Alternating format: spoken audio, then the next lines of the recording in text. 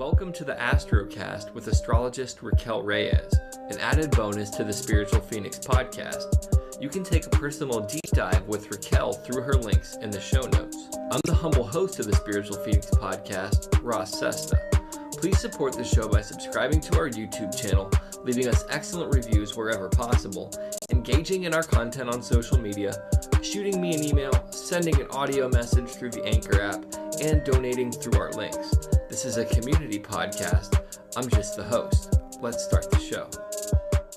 All right, welcome everybody. We are joined once again by Raquel Reyes. Raquel, how's it going out there? Hello, it's going. Happy Pisces season, everybody.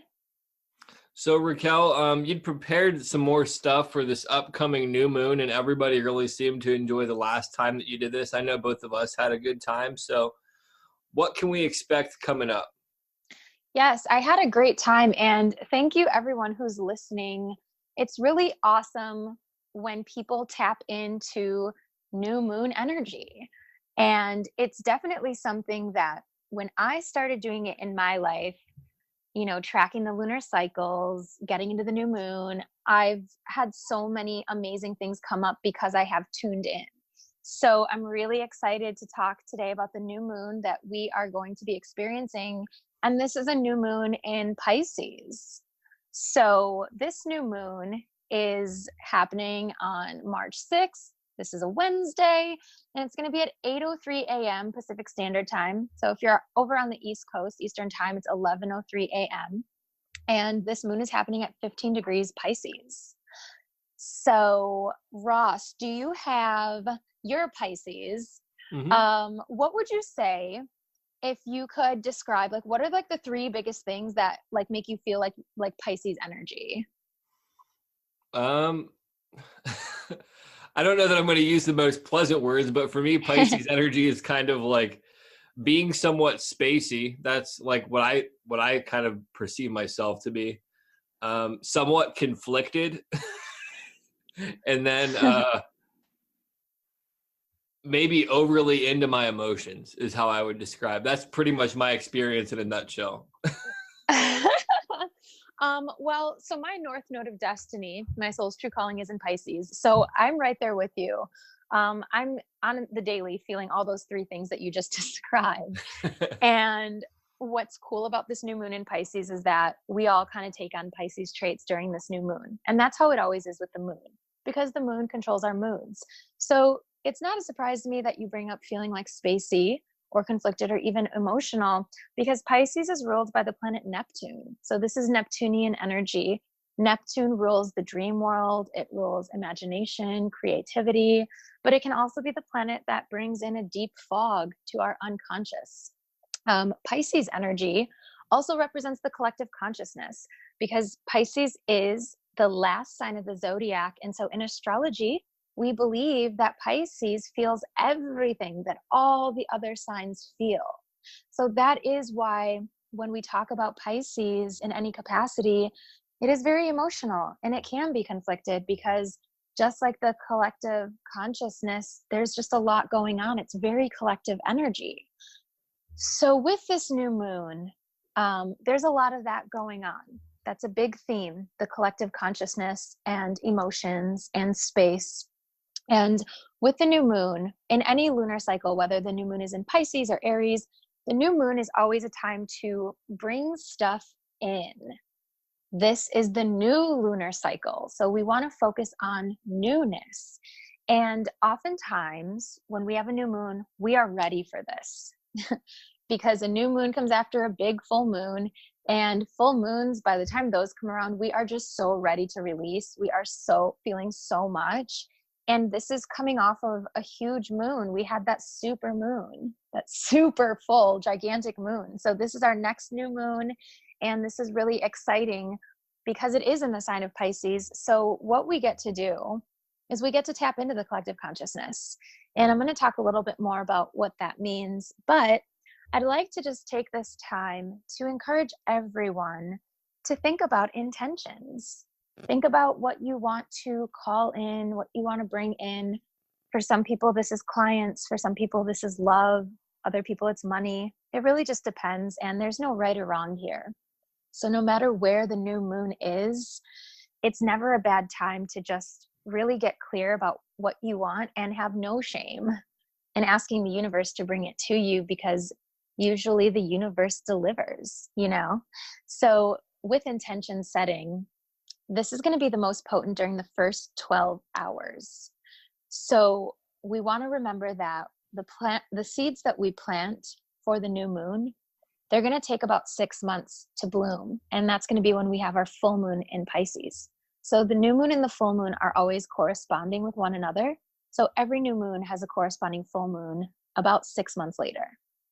So things take time, as we know. When we set intentions for the new moon, I mean, a lot of the time stuff does come in pretty quickly, but there is a longer term movement that happens with intentions. So think about what you want to do over the next 6 months. You know, think about how you want things to look, or where you envision yourself 6 months from now. And now it is the most potent, the first 12 hours, but technically speaking, you've got about 2.5 days. After 2.5 days, that new moon energy, it's cut off. The new moon energy doesn't linger for days or weeks or anything like that. It comes and it goes. And that's why we want to work with the energy while we have it. And that's why people get really excited about the new moon. With this new moon in particular, we're going to be going inward, because Pisces themes are going to be coming up. So Pisces is about emotion. This is a water sign. So whenever we have a water moon, emotions are at the forefront. When we have a fire moon, it's action. Earth moon, it's practicality. And with the air moon, it's intellect. So we've got this Pisces new moon coming in, and this is going to be very magical feeling, very mystical feeling. Pisces rules the 12th house. That's the house of the unknown. This is also the house in the astrological natal wheel that rules the portal, essentially, between us and past lives, different incarnations, and again, the unconscious. It's the realm of, like, no one really knows what the fuck it is. It's like the upside down, you know? And so with this new moon, it's actually pretty cool, because we can actually transport ourselves there and tap into all the cool stuff that's going on there. So yes, people can look at Pisces energy and be like, oh, it's so emotional, it's so conflicted. But Pisces is awesome, because Pisces has the ability to go there. An Aries moon isn't going to really transport us to this mystical, magical place. The Aries moon is going to be like, let's go to Six Flags. Ah! Like, you know, we're going to want to go for a run and activate. So it's actually really cool if we can take the time and space and like get into this Pisces new moon. We can really dive deep. Now, with this Pisces new moon, I want to say this is also, there's some other planets involved. So every time we have a new moon or a full moon, of course there's other planets involved, because this is the solar system, you know? So we've got Mars, planet of action, trining Capricorn on this day. And this is going to be Saturn in Capricorn. So Mars and Saturn, Mars is action, Saturn is restriction, limitation. So there is some earth energy here. So don't be scared that you're going to like go to this crazy unknown place and like never come back. We've got some earth signs grounding in. So there's some support there. And we also have, you know, like Saturn again. Saturn is kind of limitation. And Saturn is a realist. And when Saturn is in Capricorn and he's sextiling the moon on this day, he's going to bring some structure and grounding to our intentions. So with intention setting, you're going to want to make sure that you are being very practical and realistic and just being very honest with yourself about what it is that you actually want. Because this new moon is so magical and mystical, like I said, it's, you know, it's potent. So it's almost like, be careful what you wish for, because it might actually happen. Do you have any new moon intentions that you're thinking of right off the top of your head? I just wanted to ask you that. Now that you kind of explained that it takes 6 months for it to come to fruition, I can actually think of some, because before I was kind of like, I'm really in this weird, like, space that's not very much like me, where I don't really want anything. I just really want to build my foundation up so everything has structure to kind of flourish on, which is atypical to me. But I really would like to find romance at some point. 6 months might be way better on the timeline, though. What was it before? 6 hours? You're like, let's go. Come on now, I have an addictive personality, so I want it yesterday. I don't want it in 6 hours. That's too long. Same. Yeah, but just foundation and romance, because I need a better foundation for all of that stuff. I also need time to kind of work everything out in my life to have space for that. So I love it. And so that being said, I've been asking everybody, I've been just getting feedback, like, what are your intentions? And sometimes it's nice to hear it because I love to hear what people have going on, what you guys, like what everyone's up to, but B, because if as an astrologer, I can help guide some of your intentions based on where the moon is at and what it's doing, that's like a part of my work. So you're going to be really happy to hear that the new moon is going to be in a tight conjunct with Neptune. So in astrology, conjunct is when two planets are very close together. They're so close together, they have no choice but to influence each other. So if they were living in an apartment together, it would be like a studio apartment and they'd be like in bunk beds. Like there's no separation. Like they are linked up and, for better or for worse. But in this case, we've got a moon in Pisces linking up with Neptune. Neptune is the ruler of Pisces. So when I say this is mystical and magical, really hear that because this is even more unconscious, collective. This is even more than any other thing because of this conjunction. So this is really about the dream world. This is very Neptunian. This is a Neptunian moon linking up with Neptune itself. There is a very oceanic vibe here. This is the Pisces waters of the unknown that we are all going to be able to plunge into.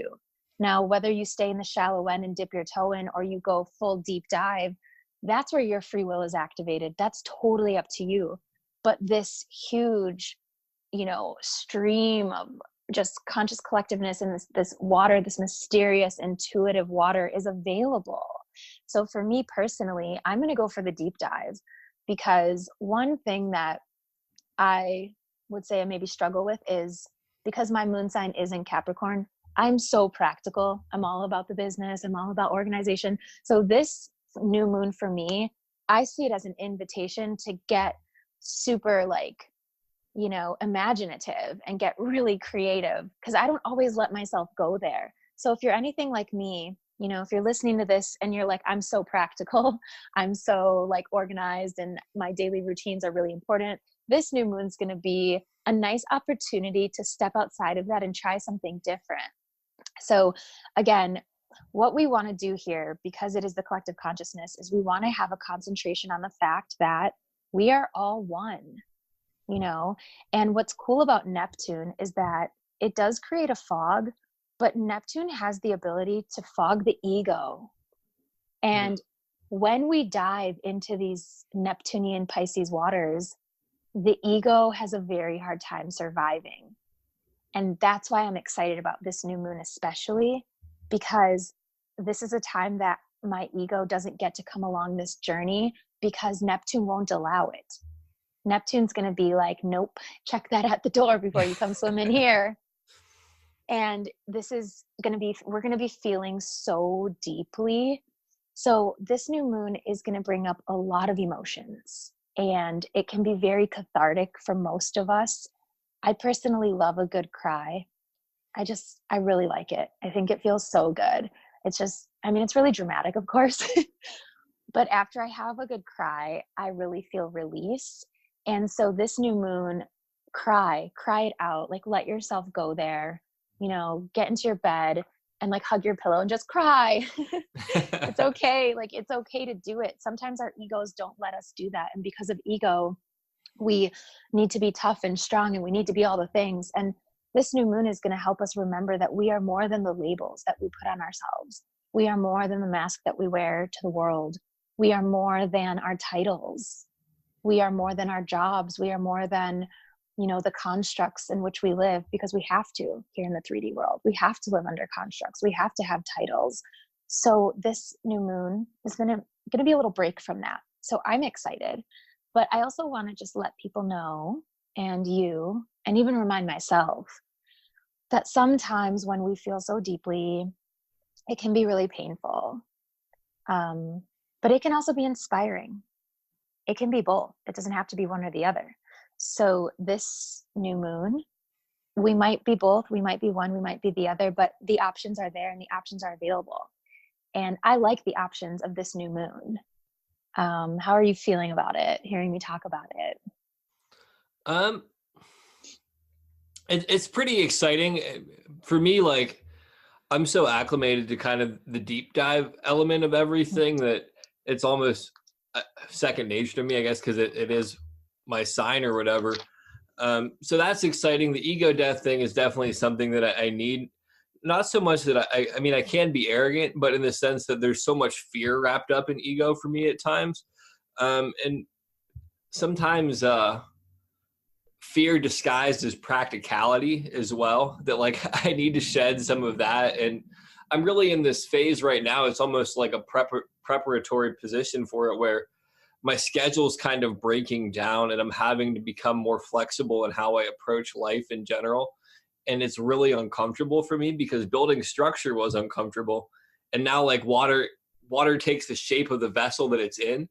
So like I had this vessel, the vessel is broken, and now I'm feeling spread out. So it'll be nice to maybe kind of reacclimate myself and align myself with the fluidity of my sign. Thanks to the ego death of everything. So I'm excited about it. I don't really get much of a choice anyhow. So That's so funny. Yeah, no, I love this. And I think that, with the ego death, I actually read somewhere that the second that we think we've killed our ego or we've conquered our ego, it means that our ego has won. And I loved reading that because it alleviated a lot of pressure for me to like destroy my ego completely. And like when I feel my ego coming up, and my ego is alive and well, it's very healthy. When I feel it coming up, sometimes I just send it away. I'm like, hey, I hear you, I see you, I feel you, I appreciate you, but like you got to roll. I'm not like available for that today. It's just not going to work out with us today. But I'm sure your ass will be knocking on my door again tomorrow morning. So talk to you then.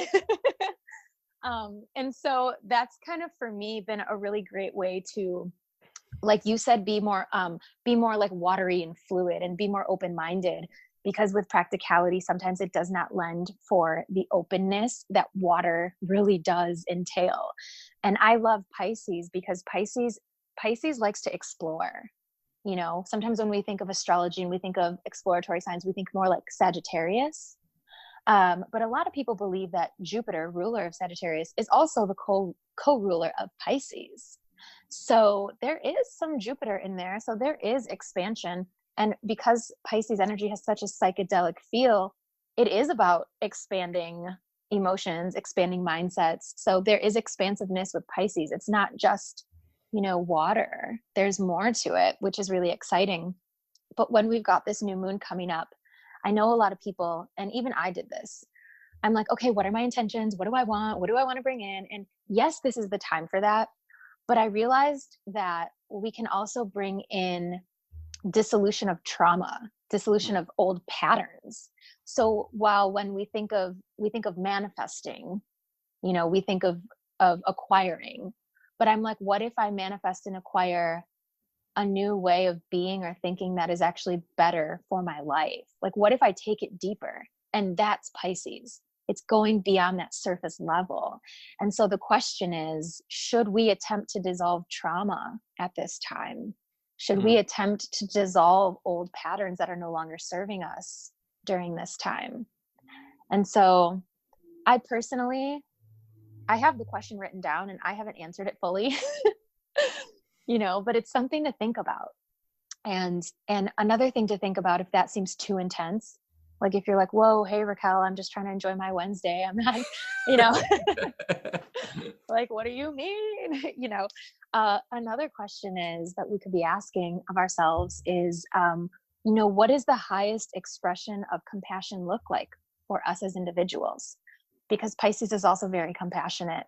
I always say, if you listen to anything I talk about, any lives I do or podcasts, I always use the opportunity to say, be nice to the Pisces people in your lives, because Pisces is the most compassionate sign. A lot of my best friends are Pisces. You're a Pisces. There is so much compassion naturally built into the system of Pisces. And so what we can do on this new moon is ask ourselves, if I'm being the most compassionate I can be, what does that look like? And am I doing it? And maybe that's what we can invite in.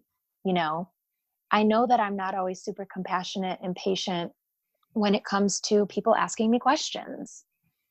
I'm a believer, and this is probably my moon in Capricorn. You know, they say there's no such thing as stupid questions. I think there is.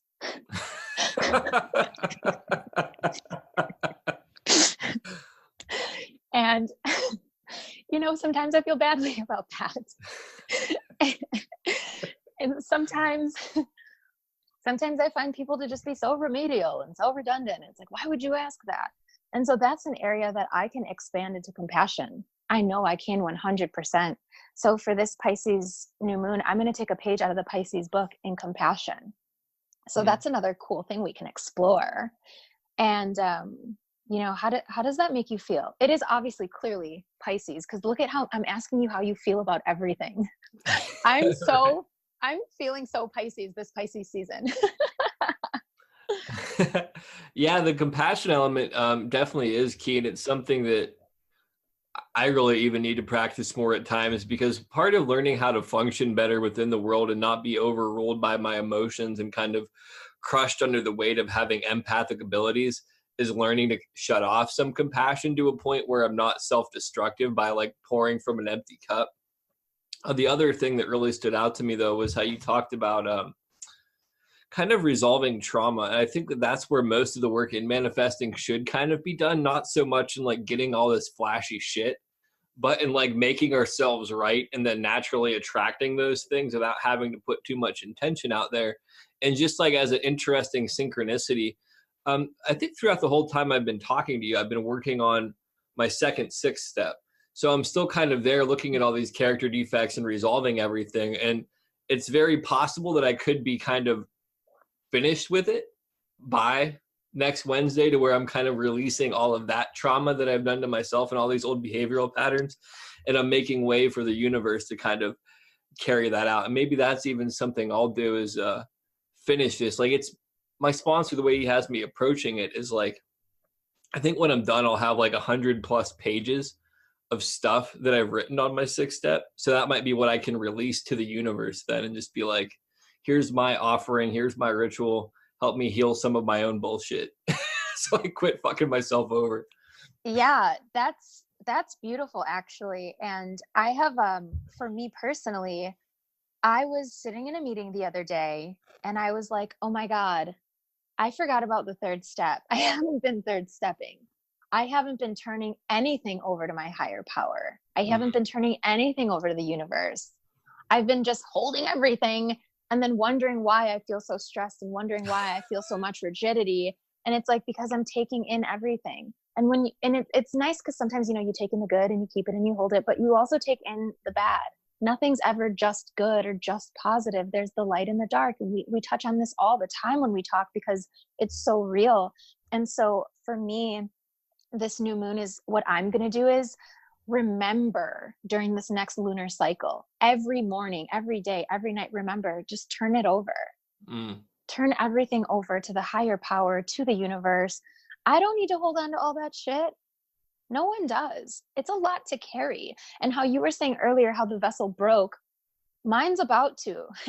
If I don't start turning it over and being vulnerable and letting myself be Pisces and be raw and be emotional. So I love how the steps almost always have a theme in astrology as well, and like in the moon cycles.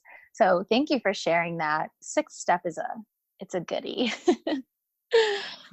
Now the next thing I'm so excited to touch on this in particular, because I feel like maybe I've asked you this before, but do you have crazy dreams?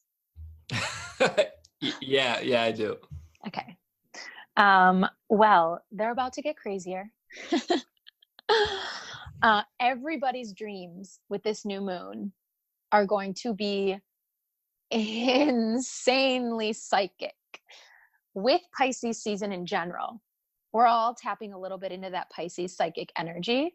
But because remember, Pisces is the 12th house, that's the house of like psychic, unconscious, the portal, where the veil is very thinned. So everyone during Pisces season is going to be feeling a little more psychic. Dreams are going to be, just like I said, more intense. And we're all going to feel a little bit more tapped into like the other side. But if you've already got some psychic or spiritual gifts, you're probably going crazy right now because they are like heightened. They are kicked up. But for everyone, dreams right now are going to be really, really, really amazing for seeking answers and tapping in. So you're going to want to pay attention to like, how are your dreams making you feel? This is Neptune. So Neptune rules the dream world. So since we've got a new moon in Pisces ruled by Neptune, and it's also conjunct Neptune, this is all about dreams, like actual physical dreams, like when you go to sleep at night. So one thing I would love to suggest is just a tiny little dream spell. You don't have to be, fully into spell work to do it. Anyone can do this. You need a clear crystal quartz and an amethyst. And I would highly suggest running them underwater, saging, just cleansing them. They are conduits of energy. They carry a lot. So you're going to want to clear your crystals of energy. And before you go to sleep at night, I have just like a tiny little satchel, like a little bag that I put them in, but put them underneath your pillow. And these two crystals, when working together, when given an assignment, they will bring you psychic dreams.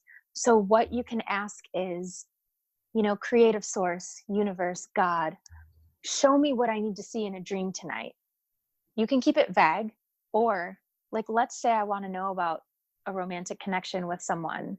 Maybe let's say their name is like Adam. I might say, source, show me what I need to know about Adam tonight. And if I end up having a dream that's a nightmare and it's horrible and it's terrible and it's scary, I'm going to want to think about that in the morning. I'm going to want to review what that dream was trying to tell me, not only about the situation, but about myself. Because there are also a lot of studies out there that talk about how dreams are actually projections of our own self, of what we have going on.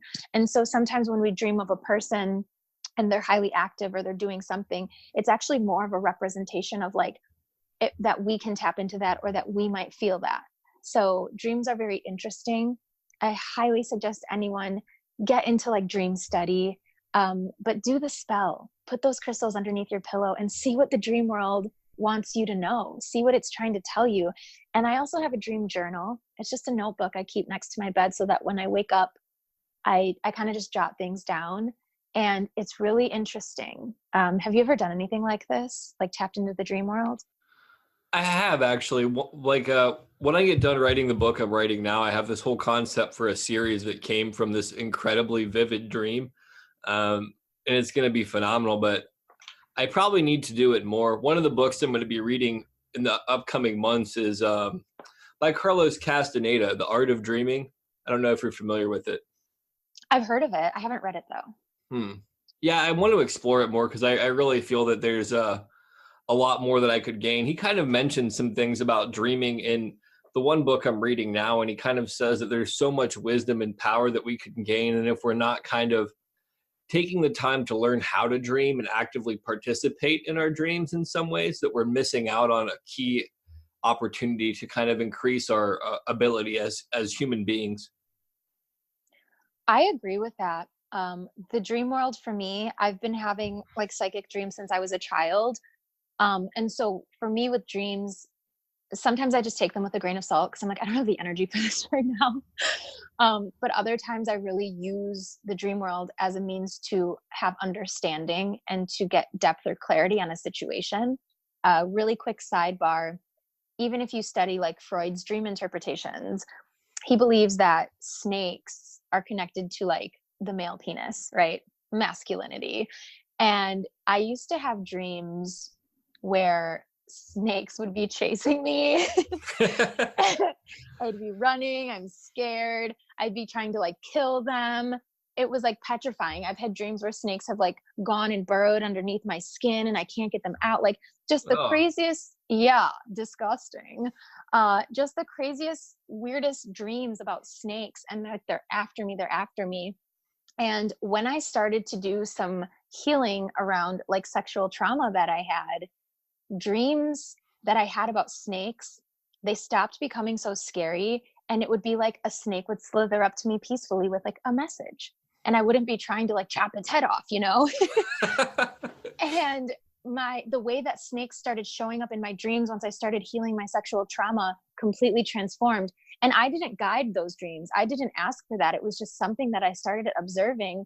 And I was like, holy crap, like that's something, you know? And like, even now I'll go into Petco and be like, can I hold a snake? And it's hard for me and it's tough, but this is all stuff that came to me during dreams. And it was studying that symbolism of the snake and studying Freud's dream interpretations that it's really helping me out. Because every time I go into Petco and I hold a corn snake, it does something for me.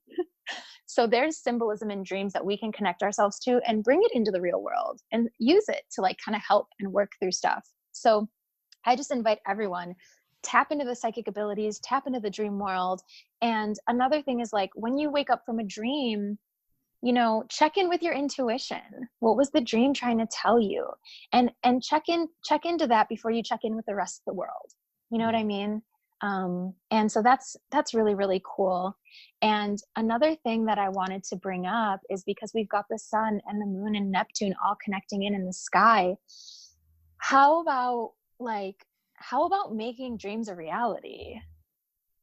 And so it's like, yeah, some of us have really cool dreams where we're like, that'd be an awesome like movie. I'm going to write that screenplay, write that script. But what about like fantasy when we're not asleep? What about things that we just really fantasize about and visualizations? So this new moon is a really good time to visualize, get in touch with creativity, imagination, you know, even affirmations, and start thinking about how can we make that a reality? Because this is a new moon after all, and this is a time to create and to bring things in. So open invitation, and it sounds kind of lame, right? Like making our dreams a reality, but don't all creations kind of start out as like a fantasy or a dream? Yeah, You I know? mean, my experience, absolutely.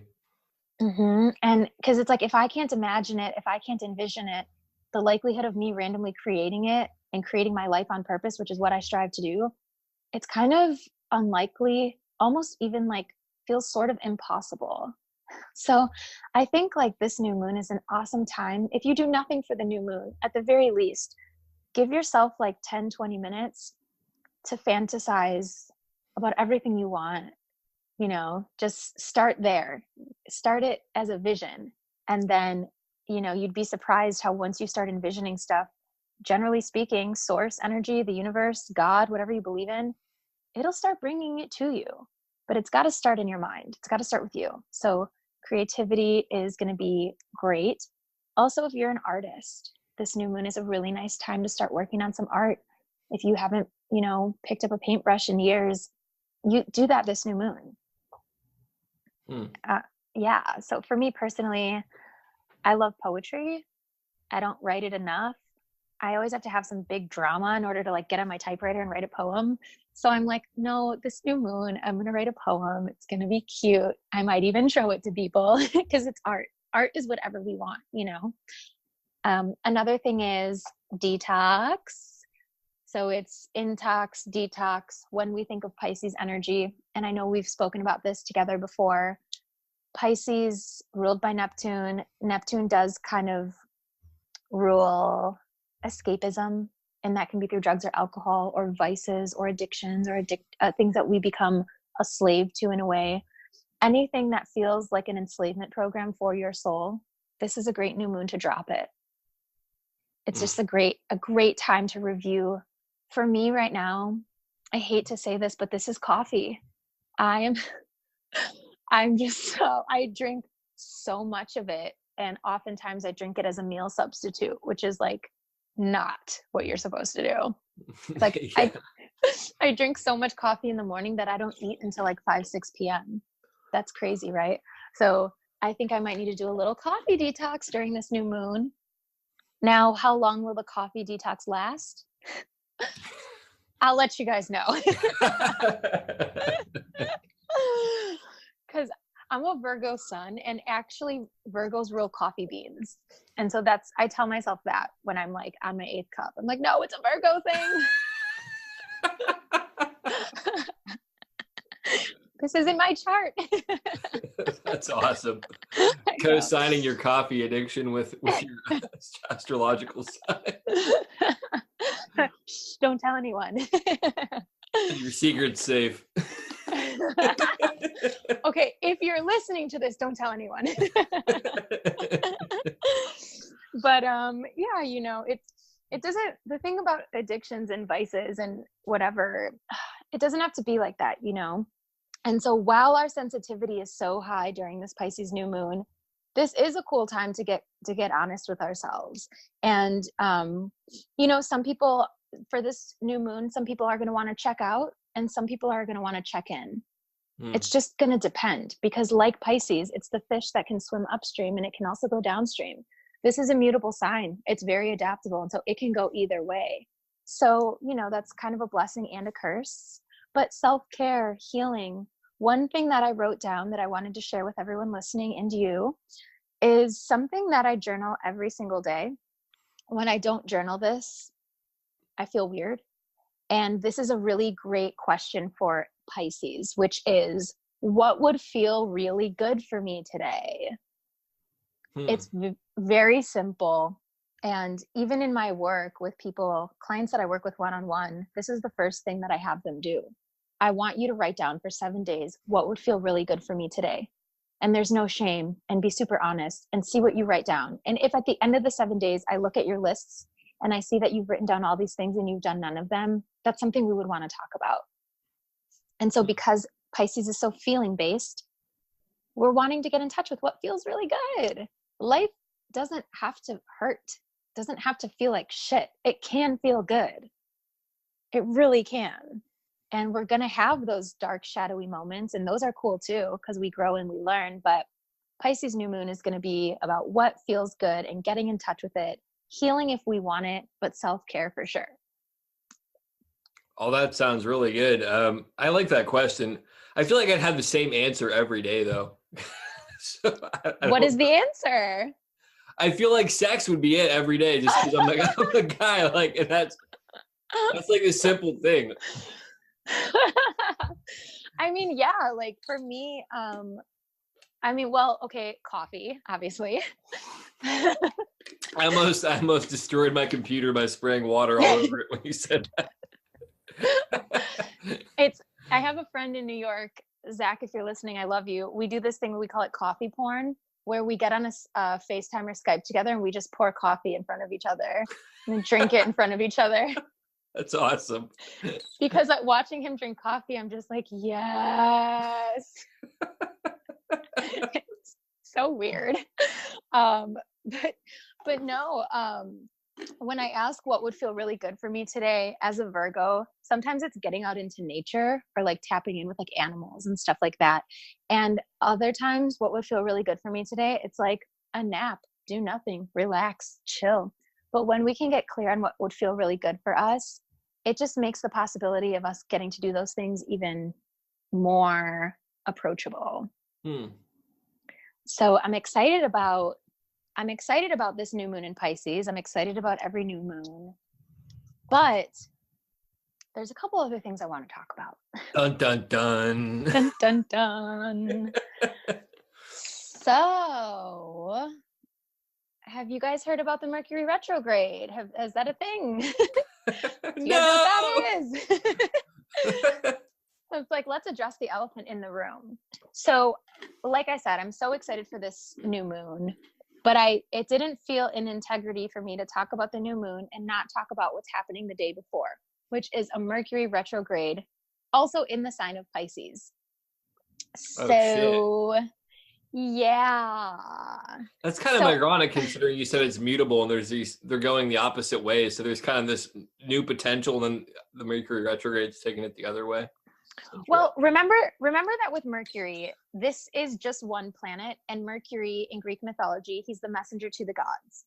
And so when he goes retrograde, he's not really able to like deliver information. And that's why when we have a retrograde, it affects our communication maybe transportation, how we can express and communicate to the world, basically. That's what gets thrown off. So remember with the Mercury retrograde, it's not like the whole solar system is just being thrown off or retrograde. It's just Mercury.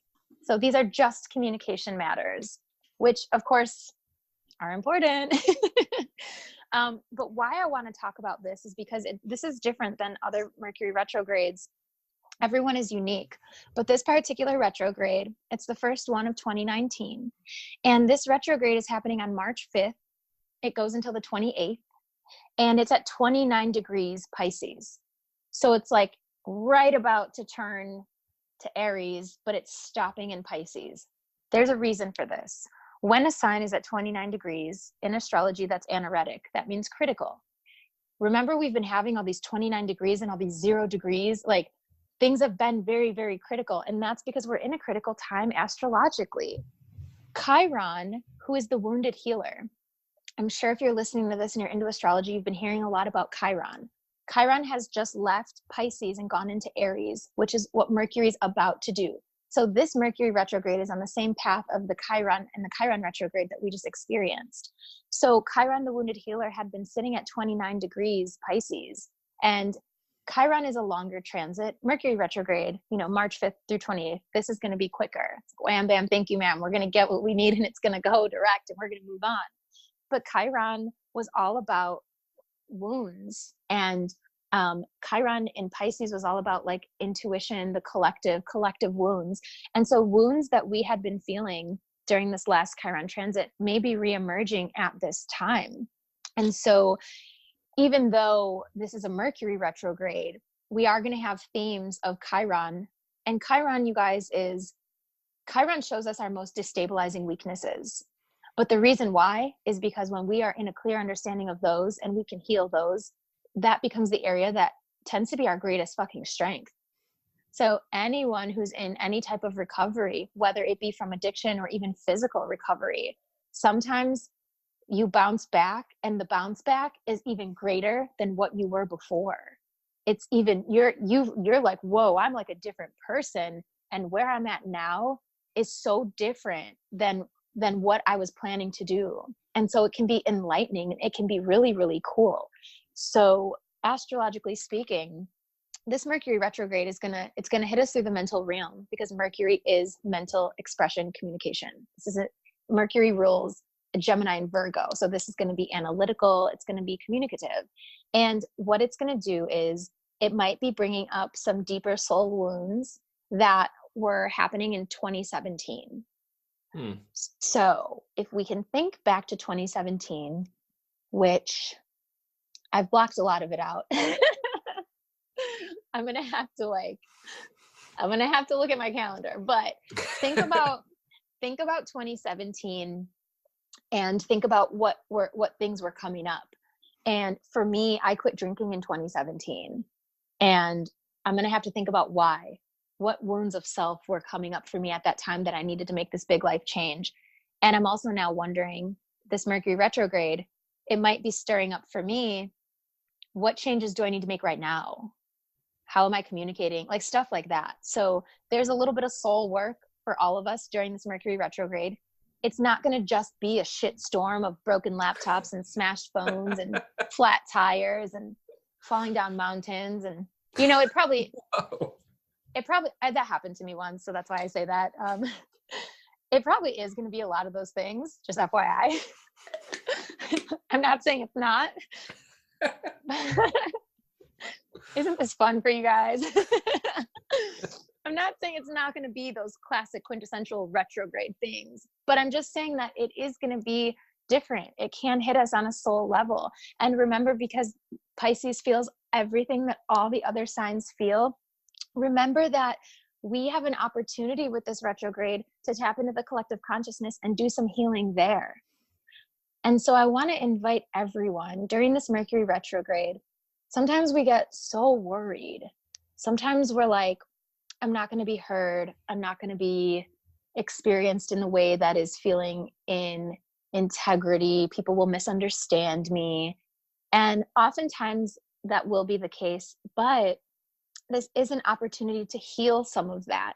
And it's like since the Mercury retrograde is coming in and tearing up old wounds and causing a stir anyway, why not like hop on board with it and then improve and use that as an impetus for change, or use that as a means to look at things that prior to the retrograde, maybe we weren't focusing on. What I would like to see from this retrograde and the collective and just all of us as a whole is, when communication does get tough, when shit does hit the fan, I would love to see people lean in anyway, opt in anyway. Yeah, my, whole astrology system just crashed, but you know what? I'm going to kick it old school and I'm going to pull out my books and I'm going to give you your reading anyway. I hope I didn't just like put that out into the universe. I guess you're going to see. Just an example, universe. Hopefully communication is already broken down so that doesn't get through. Right. But that's just an example, because it's like sometimes when things crash or things go wrong, we're like, fuck it. Mm-hmm. I mean, I know I do that. I will like sometimes if I'm having an issue with, my conferencing like stuff, I love how this just like went out as I'm talking about. Oh my gosh. The universe definitely has a sense of humor, I feel like. It's been playing sick jokes on me since 1988, okay?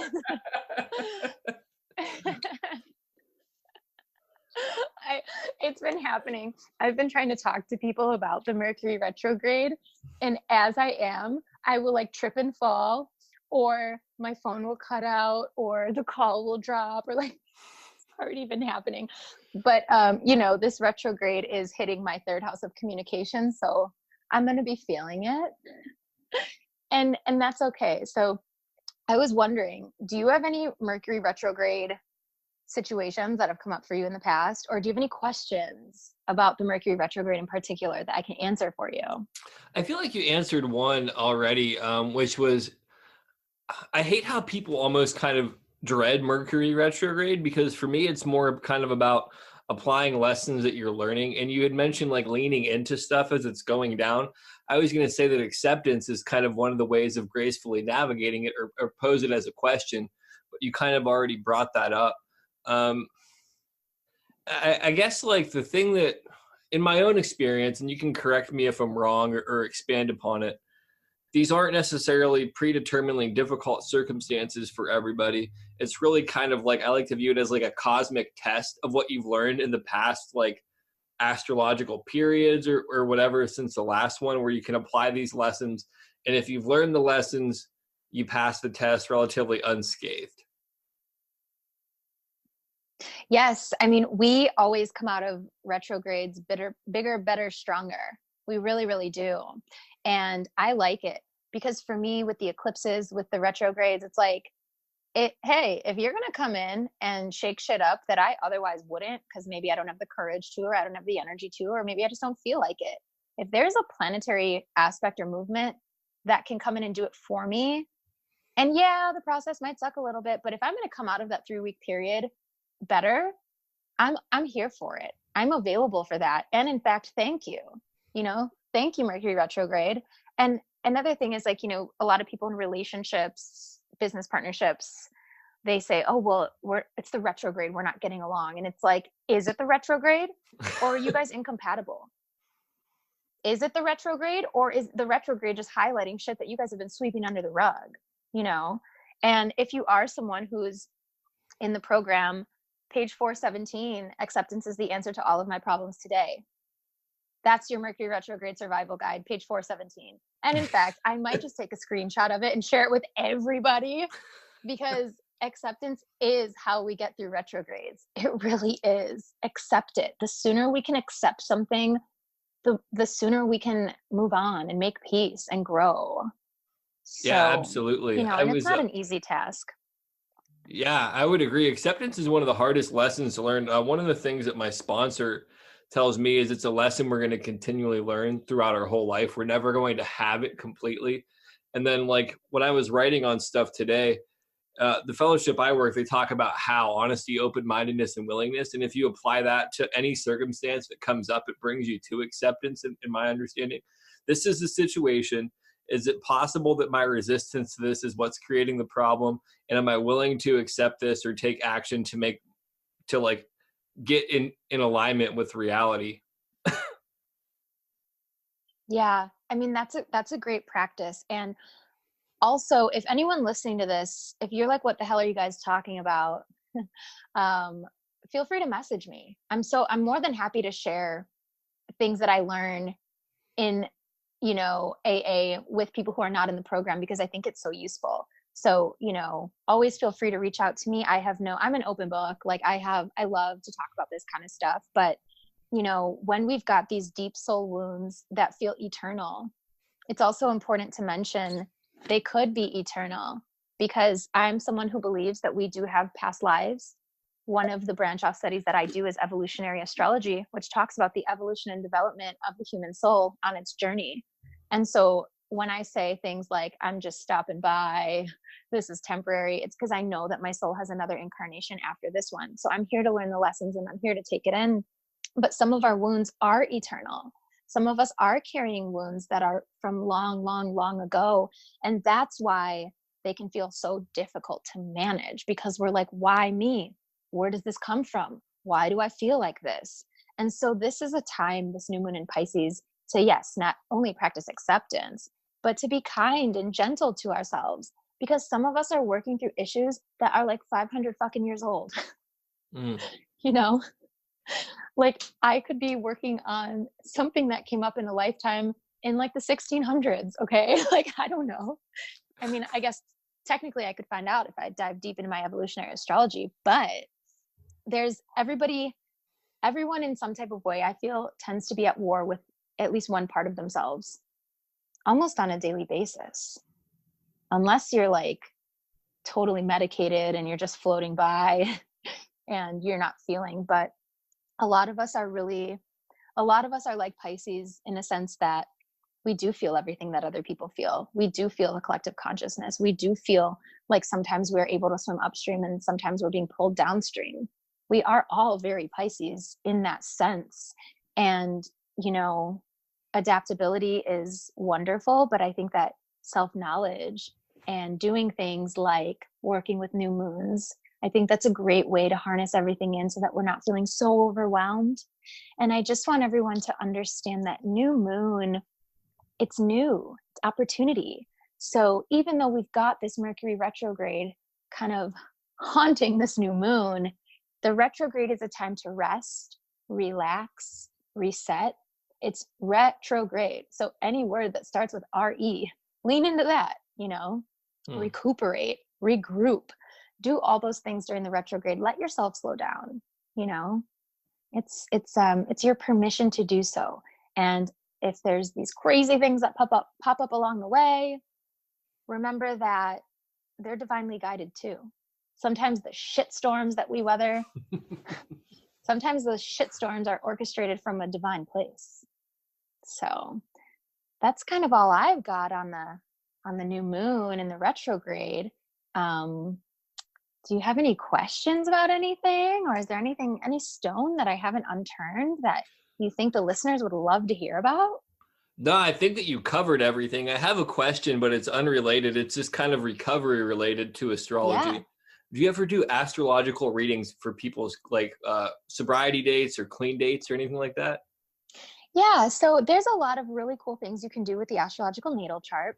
You can do events or days. So for an example, I I watched this documentary on Studio 54 because I feel like I had a past life there, and I feel like some of my alcohol addiction was probably like birthed inside of Studio 54. And so I looked up the opening night of Studio 54, and Studio 54 as an event, it had heavy Neptune placements, which is like, drugs, addiction. It had Mars in Pisces. It had Venus in Aries, which is like high sex drive. So yes, you can look up the event or a day and look up what the energy was of that day. And you can even compare that to your own natal chart. So you can look up sobriety dates. You can also look up actual addiction in the natal chart. there are certain aspects that talk about it. And if you're someone who moved, like, let's say, for example, like I moved to Los Angeles and then years later I quit drinking. I looked up my relocation chart and I saw that my chart in Chicago, it had a different level of intensity than my chart in Los Angeles, where it's almost like it was so progressive, which alcoholism is. My chart in LA got way more intense. Those addiction placements got way heavier. So looking at my relocation chart, I'm like, yeah, I kicked it up a notch in LA. I could see that in the relocation chart. And so it was no surprise to me that on November 25th, 2017, I stumbled into an AA meeting. Yeah, I'm completely curious about, now that you talk about relocation charts, because I've moved, fuck, dude, I don't even know how many times I've moved, like all over the US. I'm just curious, like, how that aligns with everything versus how it aligns with my clean date. I have a lot of questions now. Yeah, there's so much. That's why astrology is so cool, because there's so many different places you can take it. One thing that I will say that I love to do is the progressed chart. And your chart progresses every 30 years. So you know how like you meet someone and they're 65, they're obviously a different person than when they're like 22. So the progressed chart marks the internal changes that we go through as humans. And so I love looking at a progressed chart because my chart progressed when I turned 30 in August. And I had already I had already quit drinking and stuff by the time my chart progressed. And so if you look at my chart pre-progression, there's a lot of addiction there. But if you look at it now, the progress chart, it looks different. It looks healthier. So I really like looking at that for people. And your chart progresses after your first Saturn return. Now you're always going to have your main chart. Those will never not be your planets. But again, the progress chart is the internal stuff. And when we talk about addiction and we talk about any vices or things we lean into, that is internal. So I like the progress chart for that kind of thing. And then after you have your second Saturn return, then your chart's going to progress again. So when is the second Saturn return? Like 56, 57? Yeah, it's late 50s. And it's a little different for everyone, just like the first Saturn return. It's usually like 27 to 30, but it just kind of depends. And, the second Saturn return, that's Saturn still doing work from your time of birth. So Saturn's got a plan and he works with you throughout your entire lifetime. And Saturn is the teacher. He's the mentor. He's the father of the zodiac. And so all the life lessons come from Saturn. That's why, like, when in a romantic relationship, you want to check those Saturn placements, because any long lasting relationship, Saturn is involved in. If you link up with someone and you check the compatibility with astrology and you guys don't have, if Saturn's not involved, that's not a relationship that's going to stand the test of time. Saturn's going to say no. Yeah, all this astrology stuff is so fascinating. It's definitely something that like I want to study more in depth personally, but I'm grateful that I can kind of just have conversations with you and gain the benefit of all of your hard study and knowledge. Real quick before we close it off too, can you just give the listeners a shout out to your website and to your Instagram, and I'll put the links in the show notes as well? Yes, absolutely. So I love working with new people. I love connecting. It's in my natal chart. Love talking, love connecting in with humans. So if you want to follow me on Instagram, my handle is RacRayLA, and my website is the same. It's racrayla.com. And I'm, like I said earlier, a very open book. I'm here for questions. And I know I said that I think that sometimes there are stupid questions, but I promise if you ask a stupid question, I won't tell you I think it's stupid, and I will answer.